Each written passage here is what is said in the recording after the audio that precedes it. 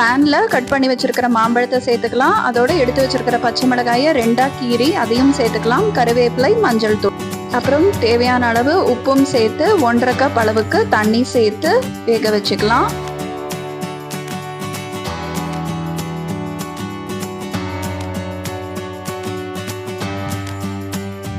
லேசா கொதிச்சதுக்கு அப்புறம் ஒரு லிட்டு போட்டு மூடி வச்சிடலாம். 8ல இருந்து 10 நிமிஷம் வரைக்கும் வேகட்டும். அதுக்குள்ள நம்ம தேவையான மசாலா அரைச்சு எடுத்துக்கலாம். ஒரு பிளெண்டர்ல எடுத்து வச்சிருக்கிற தேங்காய், 1 ஸ்பூன் ஜீரகம், 2 பல்லு பூண்டு, 3ல இருந்து 4 சின்ன வெங்காயம், மஞ்சள் தூள், தண்ணி சேர்த்து ரொம்ப பேஸ்டா அரைக்க வேண்டாம். கொஞ்சம் கொரகொரப்பா அரைச்சா போதும். இப்போ மாம்பழம் நல்லா வெந்திருக்கும். இதோட இப்போ நம்ம அரைச்சி வச்சிருக்கிற அந்த மசாலாவை சேர்த்துடலாம்.